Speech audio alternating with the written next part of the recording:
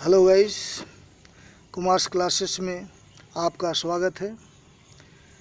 और जैसा कि अभी मैं प्रीपोजिशन का एक सीरीज चला रहा हूँ, उसमें जो अति आवश्यक, जो हमेशा एग्ज़ाम्स में पूछे आते हैं, आज मैं उसी क्रम में एग्री के साथ आने वाले कुछ प्रीपोजिशंस के बारे में आपको बताऊंगा। ऐसा तो ये कॉमन है, एग्री के साथ विथ आता है, परंतु एग्री के साथ और भी कुछ आते हैं। तो आज मैं इसके बारे में आपको जिक्र करूंगा। और ये शुरू करने से पहले मैं आज के वीडियो को अपने प्रेरणा स्रोत हमारे गुरु श्री नरसिंह भाई प्रधान को समर्पित करना चाहूँगा, जिन्होंने मुझे बहुत उत्साहित किया कि आप अपने ज्ञान का थोड़ा फैलाव करें और कुछ ऐसा चीज़ दे जो आम लोगों को फ़ायदा हो। तो मैं उनको तहे दिल से उनका शुक्रिया करना चाहूँगा। और दूसरी चीज़, मेरे एक व्यूअर्स ने मुझसे पूछा, आप हमेशा ए को उच्चारण करते हैं। तो मैं बताना चाहूँगा, अगर ए लेटर सिंगल आता है तो उसको हम अ के रूप में उच्चारण करेंगे। जैसे दिस इज़ अ बॉय, यहाँ अ अकेला आया, अ के साथ कोई और जुड़ा हुआ शब्द नहीं है, जुड़ा हुआ लेटर नहीं है, तो इसलिए हम इसे अ का उच्चारण करेंगे। और यदि ए के साथ और कोई दूसरा लेटर जुड़ा होता है, जैसे एन, ए एन, तो अगर दूसरा कोई भी लेटर ए के साथ जुड़ा होता है तो उसका उच्चारण हम ए करते हैं। आशा है आपका शंका, आपका कन्फ्यूजन दूर हो गया होगा। तो चलिए हम इस प्रीपोजिशन सीरीज में एग्री के साथ यूज होने वाले प्रीपोजिशंस के बारे में पढ़ेंगे। जैसा कि आप जानते हैं, एग्री का मतलब सहमत होना होता है, सहमत होना। तो ये शुरू करने के पहले आप अपना नोटबुक निकाल लें और मैं 3 सेंटेंसेस आपके सामने रखता हूँ, आप उसे नोट डाउन कर लें ताकि आपको समझने में सुविधा होगा। तो फर्स्ट सेंटेंस है, I am agree dash. Dash मतलब ब्लैंक्स, खाली जगह को छोड़ दें। जैसे हम फिल इन द ब्लैंक्स में खाली जगह छोड़ते हैं, वैसे आप खाली जगह को छोड़ दें और उसके बाद लिखे you. I am agree dash you. आशा है आपने लिख लिया होगा। अब आप दूसरे सेंटेंस को लिखें, I am agree dash your views. क्या है दूसरा question? I am agree dash your views. अब तीसरे प्रश्न पे आए, तीसरे सेंटेंस पे आए। सॉरी, मैंने प्रश्न कह दिया।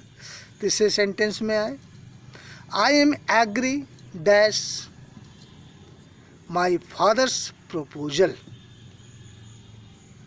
आशा है आपने इन तीनों को नोट डाउन कर लिया होगा। अब चलिए हम विस्तार रूप से इसका जिक्र करते हैं। तो सबसे पहले एग्री के साथ यूज होने वाले मैं सभी प्रीपोजिशन के बारे में बताऊंगा। उसके बाद हम लोग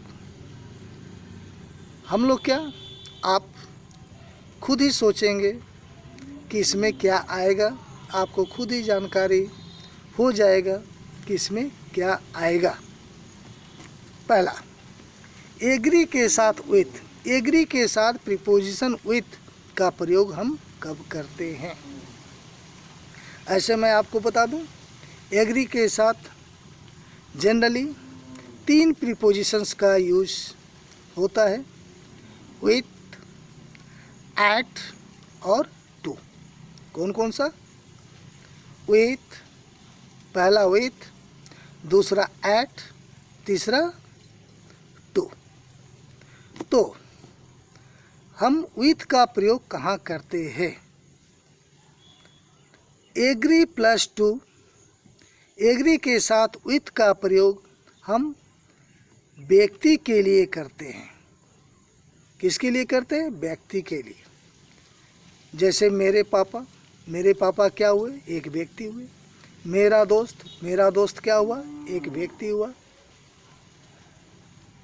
और मेरे शिक्षक क्या हुए? एक व्यक्ति हुए। तो व्यक्ति के साथ हम क्या चीज़ का प्रयोग करते हैं? व्यक्ति के साथ हम हमेशा विथ का प्रयोग करते हैं। जैसे मैं इसे एग्जाम्पल के रूप में समझाना चाहूँगा। मैं तुमसे सहमत हूँ। तुम क्या हो? तुम एक व्यक्ति हो। आई एम एग्री, व्यक्ति, तुम व्यक्ति हो, तो यहाँ क्या प्रीपोजिशन आना चाहिए? With. I am agree with you, मैं अपने पिताजी से सहमत हूँ। I am agree with my father, मैं अपने टीचर से सहमत हूँ। I am agree with my teacher, मैं मेरे दोस्त से सहमत हूँ। I am agree with my friend, मेरा फ्रेंड क्या है? मेरा फ्रेंड भी व्यक्ति है। आशा है प्रीपोजिशन विथ आप अच्छी तरह समझ चुके होंगे, समझ गए होंगे। अब एग्री के साथ आने वाले दूसरे प्रीपोजिशन के बारे में कुछ विचार करते हैं, कुछ बातें करते हैं। एग्री के साथ दूसरा प्रीपोजिशन एट यूज होता है, एटी, एट। तो एट का हम कहाँ यूज करते हैं? तो गाइस, अगर किसी चीज़ का जिक्र हो, व्यक्ति का जिक्र नहीं हो, किसी चीज़ का जिक्र हो, तो वहाँ हम एट का यूज करते हैं। जैसे उदाहरण के रूप में विचार, तुम्हारा विचार तो कोई व्यक्ति नहीं हुआ। तुम एक व्यक्ति है, लेकिन उसका विचार तो व्यक्ति नहीं है। तो तुम्हारा विचार, योर व्यूज, तो इसके साथ हम एट का यूज करेंगे। जैसे मैं आपके विचारों से सहमत हूँ। I am agree at your views, मैं तुम्हारे बातचीत से सहमत हूँ। I am agree at your conversation,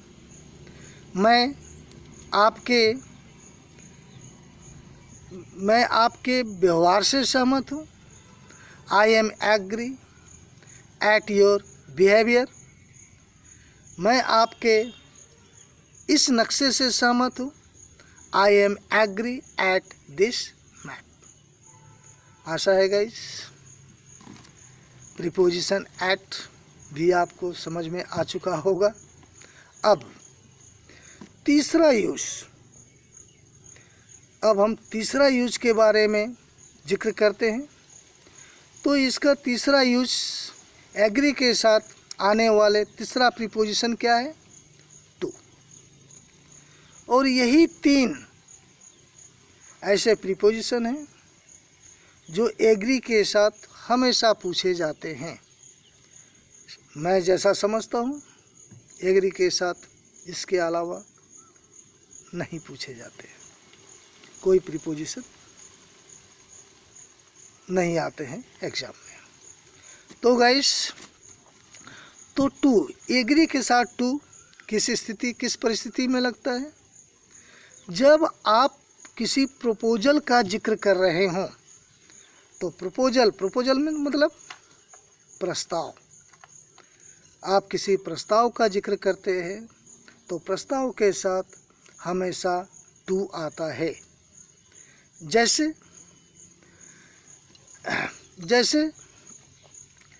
Mohan का प्रस्ताव, मोहन्स प्रपोजल, यहाँ प्रपोजल आता है। मोहन का प्रपोजल, किसका प्रपोजल? मोहन का प्रपोजल। तुम्हारा प्रस्ताव, योर प्रपोजल। मेरे दोस्त का प्रस्ताव, माय फ्रेंड्स प्रपोजल। पिताजी का प्रस्ताव, फादर्स प्रपोजल। तो प्रपोजल, जहाँ भी प्रपोजल शब्द आते हैं, उस प्रस्ताव से संबंधित शब्द आते हैं, तो उसके साथ हम हमेशा टू का प्रयोग करते हैं। आशा है आपको अभी तक जो मैं बताया क्लियर हो चुका होगा। अब इसका एक दो एग्जाम्पल ले लेते हैं। मैं अपने पिता के प्रस्ताव से सहमत हूँ। I am agree to my father's proposal. Clear? दूसरा, मैं तुम्हारे प्रस्ताव से सहमत हूँ। I am agree to your proposal. आशा है यह क्लियर हो चुका होगा। इसे आप एक बार नहीं समझ में आता हो, दो बार पढ़े, दो बार नहीं समझ में आता है, 3 बार पढ़े। तो गाइस, अब हम लोग जो सेंटेंसेस पहले मैंने आपको लिखाया था, पहला सेंटेंस क्या था? I am agree dash you. यहाँ यू क्या है? यू व्यक्ति है। तो गाइस, यहाँ क्या आना चाहिए बताइए? यू क्या है? यू व्यक्ति है, तो इसके साथ क्या आएगा? With, right. दूसरा, I am agree dash your behaviour. आपका बिहेवियर, बर्ताव, वो क्या है? वो तो व्यक्ति नहीं है, तो इसके साथ क्या आना चाहिए? तो जैसा कि हम जिक्र कर चुके हैं, अगर किसी चीज़ का जिक्र होता है तो हम एट का यूज करते हैं। तो दूसरे सेंटेंस में हम क्या फिल करते हैं? एट। तीसरा, I am agree dash your proposal. शायद मैंने यही लिखाया था, या फादर्स प्रपोजल, यही लिखाया था। तो प्रपोजल, यहाँ प्रपोजल आया, तो गाइस प्रपोजल के साथ हम क्या यूज करते हैं? टू। तो यहाँ क्या होगा? I am agree to your proposal. आशा है गाइस अब इसके आगे कुछ और क्लियर करने की ज़रूरत नहीं होनी चाहिए। और मैं आपसे एक रिक्वेस्ट करूँगा, आपको यदि वीडियो अच्छा लगता है आप इसे लाइक अवश्य करें, क्योंकि आप इसे लाइक करते हैं तो आप मेरा मनोबल बढ़ाते हैं, मुझे इनकरेज करते हैं।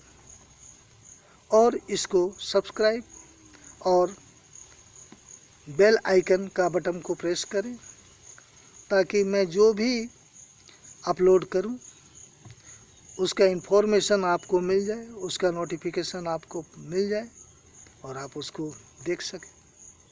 और तीसरा, अपने दोस्तों को, भाई बंधु को ज़रूर शेयर करें, ताकि वो भी इससे कुछ लाभ उठा सके। हो सकता है आने वाले समय में यह उनके लिए यूज़फुल हो। तो guys, thank you very much.